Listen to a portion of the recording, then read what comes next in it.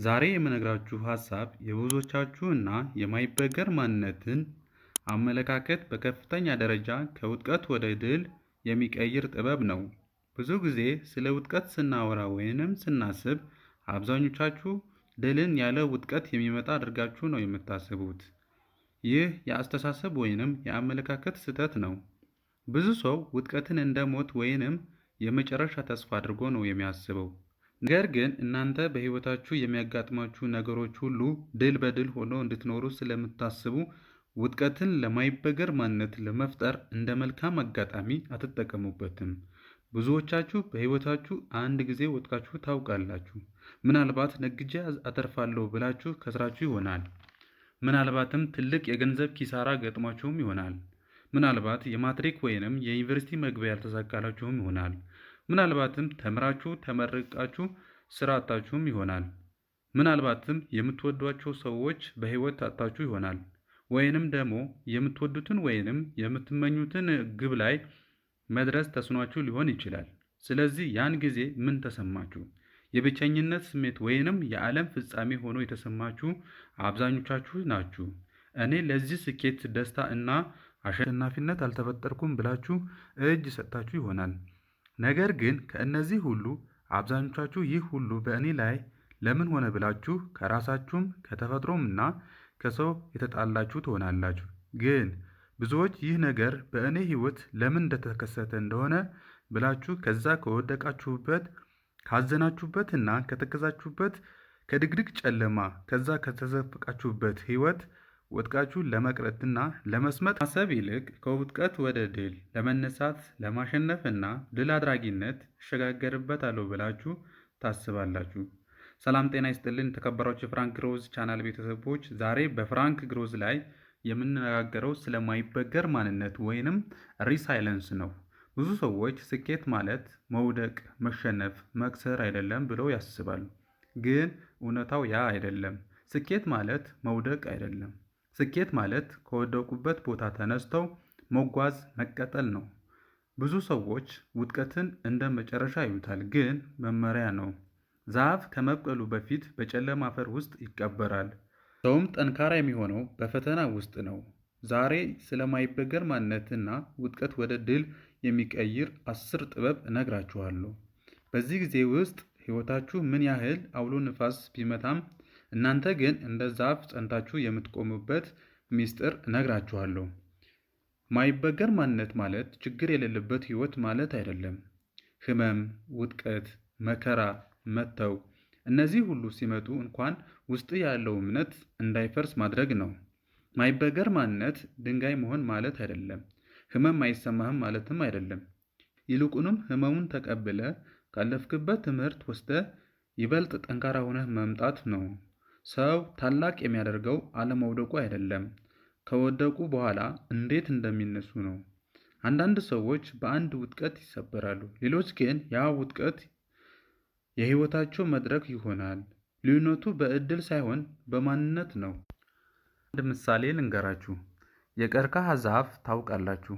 አውሎ ንፋስ ሲመጣ የቀርከሃ ዛፍ ይለጠጣል፣ ይንቀጠቀጣል፣ ይወዛወዛል፣ አንዳንዴም እስከ መሬት ድረስ ያጎነብሳል፣ ግን አይሰበርም።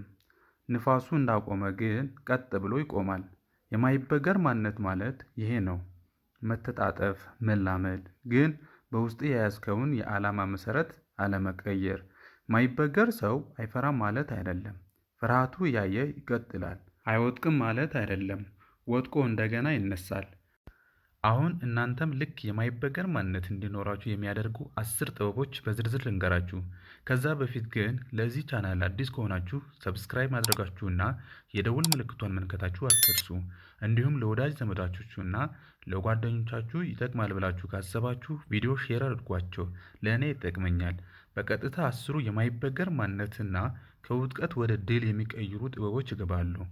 በተለይ 9ኛውና 10ኛው በጣም ኢምፖርታንት የሆነ በሕይወታችሁ ላይ የማይበገር ማንነትና ከውድቀት ወደ ድል የሚቀይሩ ጥበብ ትልቅ ለውጥ የሚያመጡ ስለሆኑ እስከ መጨረሻው መከታተላችሁን ልብ በሉ። ቪዲዮ ላይ ለአቀራረብ እንዲመቸኝ በወንድ አገላለጽ ገለጽኩት እንጂ ለሴቶችም ይመለከታል። አንደኛ፣ ውድቀትን እንደ ትምህርት ቤት መመልከት። ሪፍራሚንግ ፌለር ውድቀትን የመጨረሻው መስመር ሳይሆን የስኬት መማሪያ ነው። በአንድ በተሰማራችሁበት የሥራ ድርሻ ወይንም በሕይወታችሁ በዕለት ተዕለት በምታከናውኗቸው ሥራዎች ለምን ተሳካልኝ ብሎ ከመጠየቅ ይልቅ ከዚህ ስህተት ምን ተማርኩ ብሎ መጠየቅ የውድቀትን ትርጉም ወደ ግንዛቤ ይለውጠዋል። ለምሳሌ ታላቁን የሳይንስ ሰው ቶማስ ኤዲሰን መብራት ለመፍጠር በሺዎች የሚቆጠሩ ጊዜያት ወድቋል። ቶማስ ኤዲሰን በቃለ መጠይቅ ሲጠየቅ ግን አልወደቅኩም አለ። በቀላሉ መብራት የማይሰራባቸው 10,000 መንገዶችን ያገኘሁት ሲል መልሷል። እናንተ ግን በሕይወታችሁ አንድ ጊዜ ብቻ ወድቃችሁ ይሆናል ተስፋ የቆረጣችሁ። ነገር ግን ኤዲሰን አንድ ጊዜ ወድቆ ተስፋ ቆርጦ ቢተወ ግን ምናልባት ዛሬ እኔና እናንተ መላው ዓለም መብራት የሚለውን ቃል ባልሰማን ወይንም መብራት የሚባል ነገር በመላው ዓለም አይኖርም ነበር። ግን ምስጋና ለቶማስ ኤዲሰን ይሁንና ውድቀትን የመጨረሻ መስመር ሳያደርግ ተስፋም ሳይቆርጥ ደጋግሞ በመማሩ እንዴት ከውድቀት መማር እንዳለብን ያስተምረናል።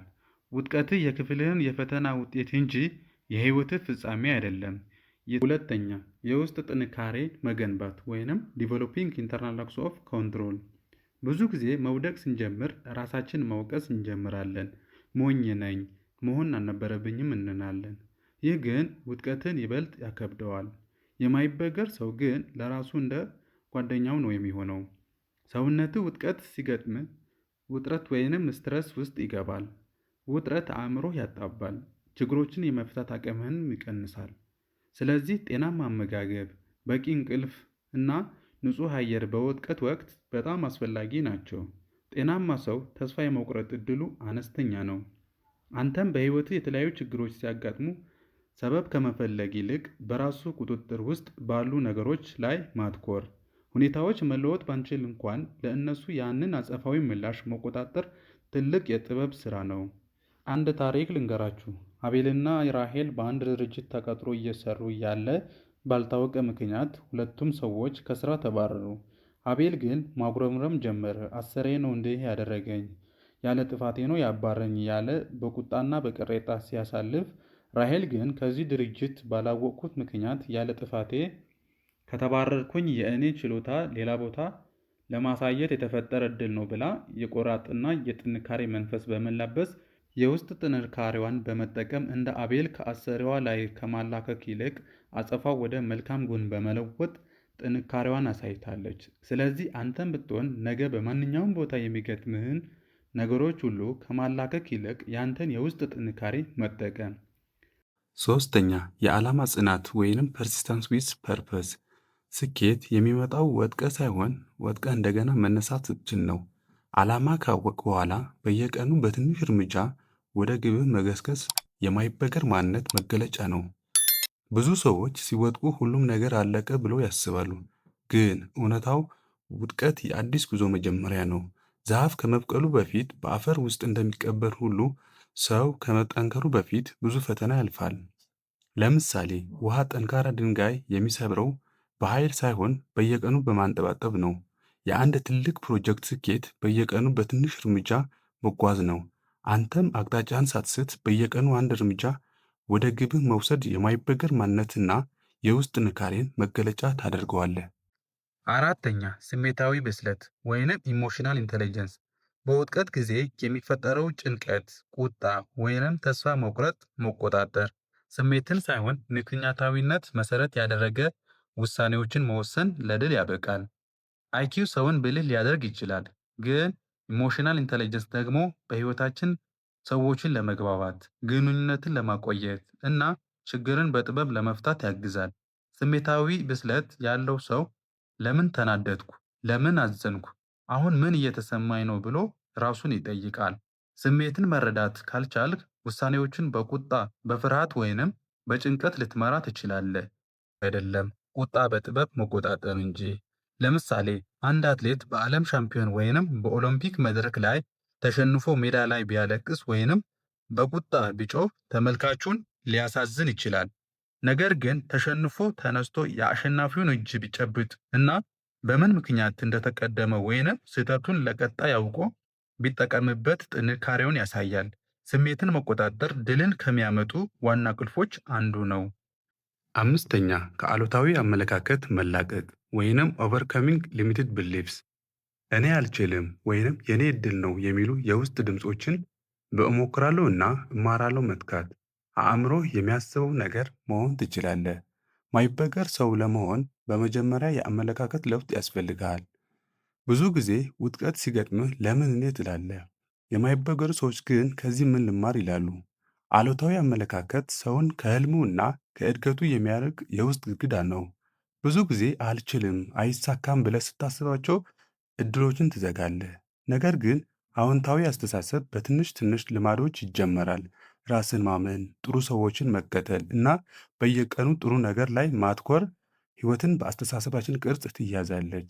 ምሳሌ ብዙ ሰዎች አዲስ ነገር ለመጀመር ሲያስቡ የማልችል ይመስለኛል የሚል ድምፅ ይሰማቸዋል። ይህንን ድምፅ ገና መጀመሪያ ነው፣ መማር እችላለሁ በሚል አዎንታዊ ሀሳብ በመተካት ስኬትህን ያፈጥነዋል። አእምሮህ የምትመግበውን እውነት ነው የሚቀበለው። በሕይወትህን ካለፍክባቸው ሶስት ትላልቅ ውድቀቶችን አስብ። በእያንዳንዱ ውድቀት ውስጥ የተማርከውን አንድ ጠቃሚ ነገር ጻፍ። ያኔ ነው ውድቀትን የትምህርት ቤት መምህርን የሚሆነው። ስድስተኛ የመፍትሄ አቅጣጫ መከተል ወይም ሶሉሽን ኦሪየንትድ ማይንድ ሴት። ችግሩ ላይ ማትኮር ሳይሆን መፍትሄው ላይ ማትኮር። ውድቀት ሲገጥም ችግሩ በዝርዝር በመተንተን ከችግሩ መውጫ መንገዶች ብቻ መፈለግ ላይ ትኩረት ማድረግ። ሰዎች በሕይወታቸው ውስጥ ውድቀትን፣ ችግርና መሰናክል ማጋጠማቸው የማይቀር ነው። ነገር ግን የሚለያዩት በችግሩ መጠን ሳይሆን ለችግሩ የሚሰጡት ምላሽ ነው። አንዳንዶች በችግር ፊት ይሰበራሉ፣ ሌሎች ግን ችግሩ እንደ ትምህርት ይቀበላሉ። መፍትሄ ይፈልጋሉና ወደ ድል ይቀይሩታል። ይህንን ነው የማይበገር ማንነት የምንለው። ሶሉሽን ኦሪየንትድ ማይንድሴት ማለት በችግር ውስጥ ተጣብቆ መኖር ሳይሆን ከዚህ ምን መፍትሄ ላገኝ ብሎ ማሰብ ነው። ዛሬ አንተም የምትጋፈጠው ችግር ነገ የስኬት ታሪክ ሊሆን ይችላል። ስለዚህ በችግር ፊት አትፍራ፣ መፍትሄ ፈልግ፣ ተማር፣ ቀጥል። ምክንያቱም የማይበገር ማንነት የሚጀምረው ከውድቀት በኋላ በሚደረግ ውሳኔ ነው። ለምሳሌ ወደ ስራ ስትሄድ መኪና በመንገድ ላይ ቢበላሽብህ በመኪናው ላይ ተቀምጠህ ለምን ተበላሸ ብለህ ማልቀስ ወይንም መናደድ መፍትሄ ሊሆንህ አይችልም። ከመኪና በመውረድ ችግሩን ማየትና መለዋወጫን መቀየር ወይንም እርዳታን መጥራት ነው። ውድቀት ሲያጋጥምህ ችግሩ ላይ ሳይሆን መውጫው ላይ ትኩረት አድርግ። ሰባተኛ ተለዋዋጭነትን መላበስ ወይንም አዳፕቴቢሊቲ። አንድ መንገድ ካልሰራ ሌላ መንገድ መሞከር። ማይበገር ሰው እንደ ወንዝ ነው። መሰናክል ሲገጥመው አይቆምም፣ መንገድ ቀይሮ ይፈሳል እንጂ። የሰው ህይወትም ሁልጊዜ ቀጥተኛ መንገድ አይደለም። አንዳንዴ ትወድቃለህ፣ ትሳሳታለህ፣ የጠበቀውን ነገር አይሳካልህም። ነገር ግን ልዩነቱ የሚፈጥረው ውድቀቱ ሳይሆን ከውድቀት በኋላ የምትወስደውን እርምጃ ነው። ተለዋዋጭነት ማለት ሁኔታዎች ሲቀየሩ አንተም ራስህን ማስተካከል መቻል ነው። ዛሬ ያልሰራ መንገድ ካለ ሌላ መንገድ መፈለግ። ችግሩ ሲመጣ መቆም ሳይሆን አዲስ አቅጣጫ መፍጠር። ለምሳሌ ዛፍ ከንፋስ ጋር ሲጋጭ የማይታጠፍ ቅርንጫፍ ሊሰበር ይችላል፣ ግን የሚታጠፈው ይቆያል። በሕይወታችንም እንዲሁ ነው። ተለዋዋጭ ሰዎች ችግርን እንደ መጨረሻ አያዩትም። አንተም ስለዚህ ዛሬ የምታልፈውን ፈተና የሚያጥፍህ ሳይሆን የሚያጠናክር ሊሆን ይችላል። ሁኔታዎች ቢቀየሩም ራስን ማስተካከል ከቻልክ ከውድቀት ወደ ድል የሚወስድ መንገድ በእጅ ውስጥ ነው። ስምንተኛ በትናንሽ ድሎችን መተማመን መገንባት ቢልዲንግ መመንተን። ታላቅ ስኬት የሚገኘው በትናንሽ ድሎች ስብስብ ነው። በየቀኑ የምታሳካቸው ትናንሽ ተግባራት እያከበሩ መሄድ በራስ መተማመን ይገነባል። ረጅም ተራራ ላይ ለመውጣት በአንድ ጊዜ መዝለል ሳይሆን እግርህ በያዘችው ስፍራ ብቻ እየረገጥክ ነው መሄድ ያለብህ። በሀገራችንም ውስጥ ቀስ በቀስ እግር በራሱ ትደርሳለች የሚል ብሂል አለ። አንተም ችግር በገጠመ ሰዓት በጣም ትልቅ ነገር አታቅድ። ዛሬ በቀኑ ውስጥ 1 ሰዓት ብቻ ጥረቴን እቀጥላለሁ በል። ይሄ ትንሽ እርምጃ አእምሮህን ከፍርሃት አውጥቶ ወደ ድርጊት ያሸጋግረዋል። ዛሬ ያሳካኸውን ትንሹን ስራ ማድነቅ ነገ ለትልቅ ድል የሚያነሳሳ የራስ መተማመን ይፈጥርልሃል። ዘጠነኛው የእውቀትና የክህሎት ዝግጁነት ወይንም ኮንቲኒየስ ለርኒንግ። ውድቀትን የሚያስተምር አዲስ ክህሎት ከሌለ ነው። ነገር ግን ሁልጊዜ የምትማርና የምትዘጋጅ ከሆነ ቀጣዩን ውድቀትህ ለድል የሚጠርግልህ መንገድ ይሆናል። ዘመኑ በፍጥነት እየተቀየረ ነው። ዛሬ ያለን እውቀት ብቻ ነገን ለመብራት በቂ ላይሆን ይችላል። ኮንቲኒየስ ለርኒንግ ማለት በቀጣይ መማር፣ ራስን ማሻሻልና አዲስ ክህሎቶችን ማግኘት ማለት ነው። ትንሽ ትምህርት በየቀኑ መማር፣ መጽሐፍ ማንበብ፣ አዲስ ቴክኖሎጂ መሞከር ወይንም ከሌሎች ሰዎች ልማድ መማር የህይወታችን ደረጃ ያሳድጋሉ። ስኬታማ ሰዎች ሊቆሙ አይመርጡም። ሁልጊዜ ለመማር ዝግጁ ይሆናሉ። እውቀት ሲጨምር እምነትም ይጨምራል። ክህሎት ሲጨምር ደግሞ እድል ይበዛል። ዛሬ ከትላንት በተሻለ ራስ ለመሆን በየቀኑ ትንሽ ቢሆንም መማር። አንድ የእንጨት ጠራቢ ስዕል ባልሆነ መጋዝ እንጨት ለመቁረጥ ቢጀምር፣ ነገር ግን እንጨት ጠራቢው እየሰለቸ እየፈዘዘ ቢሰራ፣ ችግሩ እንጨቱ ላይ ሳይሆን የመጋዙ መደንዘዝ ነው። መፍትሄ መጋዙ መሳል ነበር። በየቀኑ እውቀትን ስታዘምን ውጥቀት ለአንድ የድል መነሻ እንጂ መሰናክል አይሆንም። አስረኛውና የመጨረሻ ዋናው ጥበብ ትዕግስትና ተስፋ ወይንም ፔሸንስ ኤንድ ኦፕቲሚዝም። ስኬት በአንድ ሌሊት አይመጣም። በሂደት ውስጥ በትዕግስትን መጓዝና የተሻለ እንደሚሆን ማመን ማይበገር ማንነትን የህይወት ዘይቤ ያደርገዋል። ትዕግስት በችግር በውድቀትና በፈተና ጊዜ ሳንሰበር በጽናት መቆየት ነው። ተስፋ ደግሞ ነገ የተሻለ እንደሚሆን በአዎንታዊ አመለካከት ማመን ነው። ሁለቱም አንድ ላይ ሲሆኑ አንተም የማይበገር ማንነት እንዲኖሩ ያደርጋሉ። አንድ አርሶ አደር ዘሩን ከዘራ በኋላ በነጋታው ጎተራ ወይንም የእህል ማከማቻው ላይ አይሰበስብም። ዝናብ፣ ፀሐይ እና ውሽንፍሩን ችሎ አረሙን አርሞ እስከ መጨረሻው ይጠብቀዋል። አንተም ጥረት አድርግ፣ ውጤቱን በትዕግስት መጠበቅ አለብህ። ተስፋ ባለበት ቦታ ሁልጊዜ በሩን አንኳኩታ ይጠብቅሃል። በመጨረሻም የማይበገር ማንነት ማለት መውደቅ መፍራት አይደለም። መውደቅ እንደ የጉዞ አካል አድርጎ መቀበል እንጂ። ሕይወት ስለ አንተ ታሪክ ትጽፋለች። ያ ታሪክ ግን የአንተ የጽናት እንዲሆን መምረጥ ትችላለህ። ወዳጄ ዛሬ ለአንድ ተግባር ልስጥህ።